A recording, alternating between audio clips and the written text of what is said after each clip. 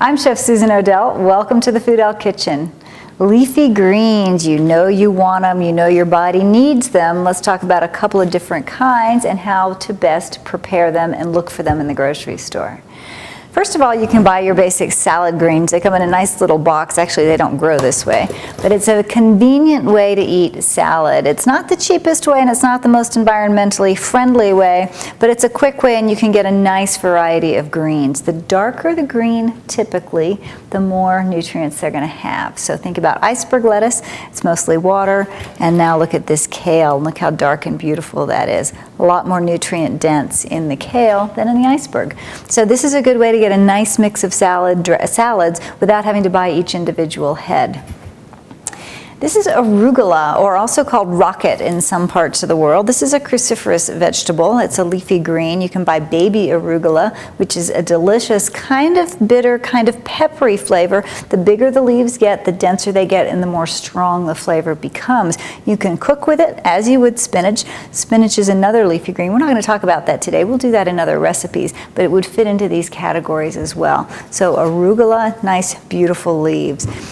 I've got some romaine lettuce. This is a head of romaine lettuce, nice and tight. Whenever you're looking for leafy greens, look for the leaves to be beautiful green and nice and tightly wound around their stem. I've got some collard greens. This fits into the category like mustard greens and dandelion greens and all kinds of other dark leafy greens that you're going to see in the store. These really need to be cooked because they can be bitter if not. We've got a nice saute for collards, but a lot of times in the southern United States, the best way is to just cook them for hours and hours on the stove and get them to be nice and soft and runny and gooey. As I mentioned before, this is kale. We've got some great kale recipes too. This is a good year-round leaf. It grows in cooler climates, but you can usually find it. Great cooked, mostly cooked, but you can also eat it raw as well. Chard is another good green that we can use. We've got so many, but I want to highlight these first for today. It'll give you the ideas of how to prepare them, how to store them, and how to chop them.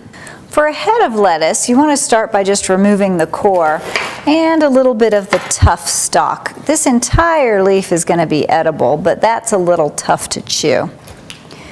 Look for any damaged leaves that are on the outside and just discard those. As you get closer to the center, just like on any head of lettuce or cabbage, they're going to get smaller and smaller and more tender. Oh, those look beautiful. You can rip them. A classic way of preparing a Caesar salad is just to tear your leaves, or for a slightly faster method, just line them up and use your knife to run down the length of the leaves. Once you've got it all nicely chopped up, you want to wash them. They get quite dirty and they get little bugs in there too, especially if you're buying organic produce.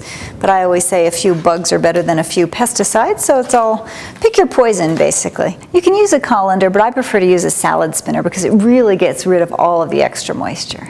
So you've got your leaves in your colander or the basket of your salad spinner. Just give them a good rinse under cold running water.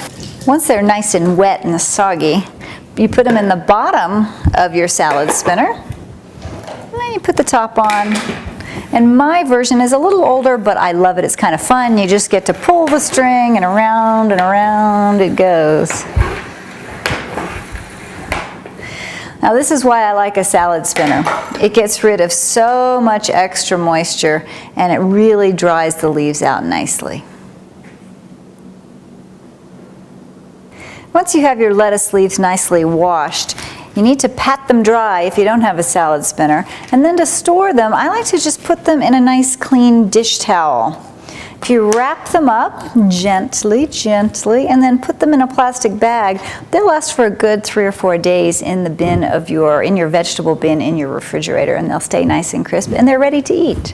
Other leafy greens like these collard greens and the kale we were showing earlier, and chard too for that matter, have a pretty thick, tough stalk that you want to remove. You can still eat them, but you want to cook them separately from the leaves. So when you've got a leaf like this, just use your knife and cut right along the stem.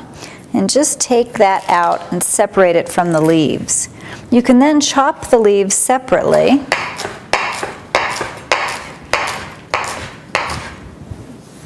And keep those in one pile. And then keep your stalks in a separate pile and chop those finely.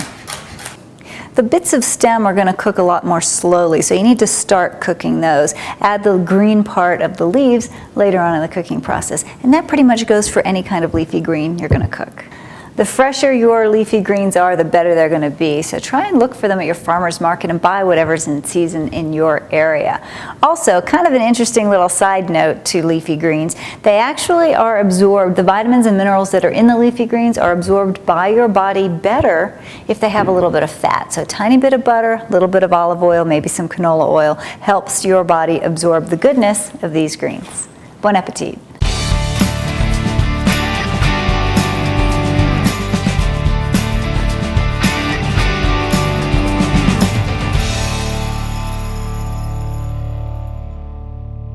Introduction and take two with a little more energy.